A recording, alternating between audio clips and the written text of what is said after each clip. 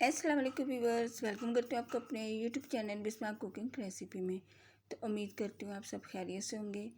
तो आपने ये रेड वाली कुल्फ़ी तो बचपन में बहुत खाई होगी, आपकी अम्मी ने बना कर दी होगी या नानी अम्मा ने तो लाजमी बना कर दी होगी कि जब हम छोटे होते हैं तो जब हम कुल्फ़ी के लिए ज़िद करते हैं तो वो हमें इस तरह की कुल्फ़ी बना कर देते हैं।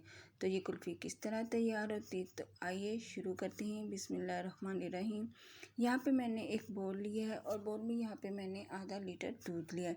दूध ये कच्चा नहीं है, इसको मैंने बॉयल किया हुआ है और ठंडा हुआ हुआ ये दूध है।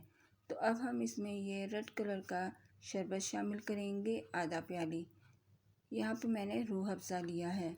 आप कोई सा भी रेड शरबत ले सकते हैं, लेकिन रूह अफ़ज़ा से इसका टेस्ट बहुत यमी आता है और ये बचपन की हमें याद भी दिलाता है।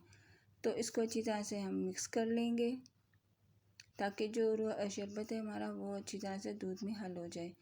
तो इस तरह के आइसक्रीम के मोल्ड होते हैं, वो मैंने ले लिए हैं। आपके पास कोई भी मोल्ड हो आप इसमें इसको जमा सकते हैं।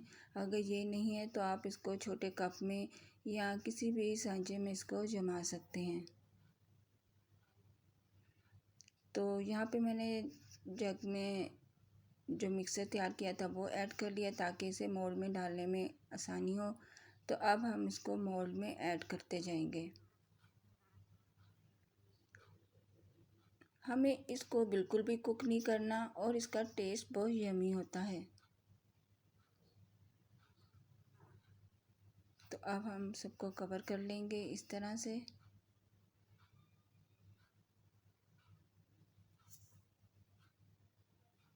और इसको हमने 4 से 5 घंटे के लिए फ्रीज़र में हमने इसको जमने के लिए रख देना है।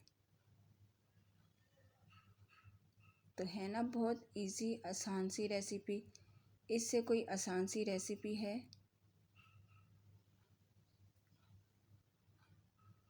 तो लीजिए मज़ेदार हमारी रूह अफ़ज़ा कुल्फ़ी तैयार है।